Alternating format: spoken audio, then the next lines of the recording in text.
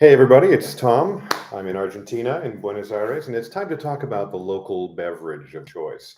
So, in Vancouver and most of the places where I go, people obsess over coffee. People are, I love coffee more than life itself.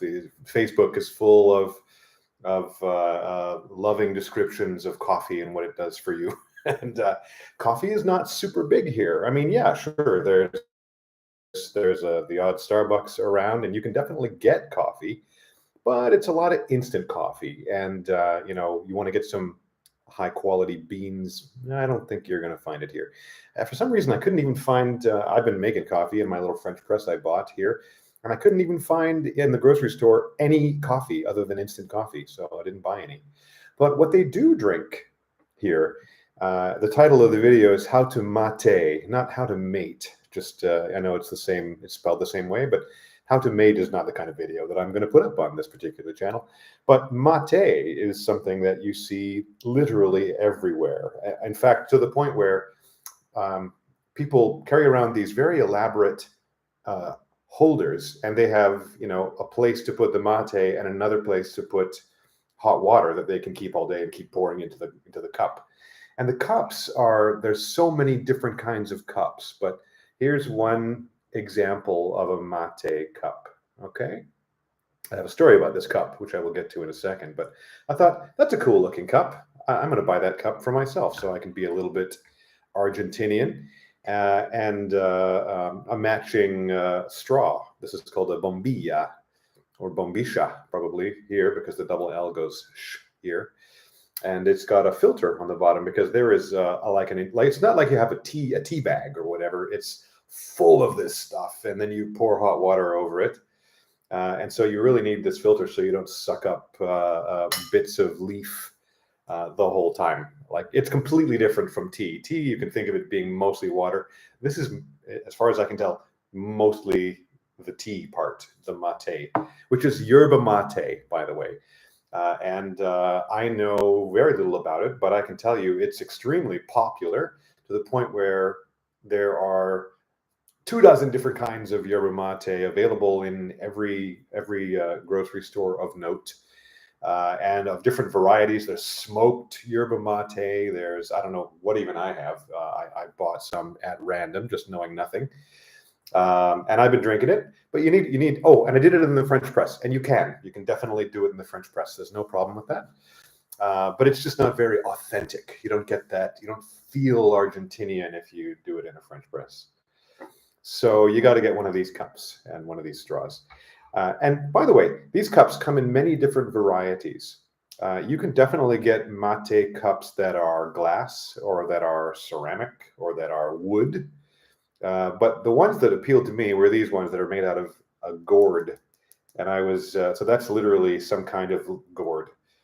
And you can tell on the inside, which is related to my story. So, and when I was looking around, I thought, yeah, I'll go buy one of those. And I went to one of the many markets, one of them that's just up here in Palermo, Soho. And I walked into a big shop that sells nothing but these cups. And the people there having one of my usual halting Spanish conversations. And they said, this is made out of, and they're conferring, like, what is the word? What is the word for this thing in English to try to help me out? And they said, pumpkin. It's made out of a pumpkin. And I'm like, it wasn't made out of a pumpkin, but it's a gourd of some kind. And so obviously this wouldn't be a problem with the glass or ceramic ones or even the wood ones, but this gourd, you can't just use it. It has to be seasoned. And the way you season this thing is you basically fill it up with yerba mate and pour in some water. And by the way, it can't be boiling water. Boiling water like you would use with coffee would apparently destroy some important aspect of the yerba mate. So we don't use boiling water. But I have a kettle that lets you pick a temperature. So I've been going like 80 degrees. Maybe that's not quite right. Seems about right to me. First time I tried it, I then picked up this thing with the metal on it and burned my hand. But 80 degrees seems about right. So you don't use boiling water. It's just warm, which makes sense because people are carrying it around in a thermos all day long and pouring more fresh water into the cup full of yerba mate. What was I saying? So, right. So you're supposed to season it, and you season it by filling it up with yerba mate and then warm water. and then leaving it for 24 hours, which I did because I want to do things right. And that was great. So then I emptied it all out in the sink. Unfortunately, there was way more yerba mate in there than I thought, and I had to kind of like get it all to go down the sink. Next time it was in the garbage, I promise you. And then a couple of times I did that. I will say that the flavor of yerba mate does not go well with the flavor of toothpaste. And so if you, as I generally do, wake up and you brush your teeth, and then you want to try some of this, it's like, that's not a great combo at all. However, also because it's a gourd, the inside is not smooth. The inside is like the inside of a pumpkin, right? It's what's the word? It's not smooth. It's rough on the inside, and consequently a lot of surface area. And the humidity in here right now is 59%, and it's been much higher than that in here from time to time. And so it doesn't dry out very well. Right. I mean, I rinse it. I maybe put it upside down for a while on the little rack, and then I leave it out. And I thought, well, that's going to get moldy. And it absolutely did get super moldy inside. And I'm like, well, that's not the way it's supposed to work, is it? That's disgusting. So I spoke to my friend Diego, my guide to all things Argentinian, and he said, yes, you have to season it. I know, I seasoned it. Well, I guess I didn't do it right. Because apparently after you season it, it doesn't really suffer from that problem. Like, it's already green on the inside, so it's not going to get moldy. So now I'm re-seasoning it, and I've now twice filled it up. This is my second 24-hour period to see if I can get the thing to be the way it's supposed to be, so it doesn't get all moldy again.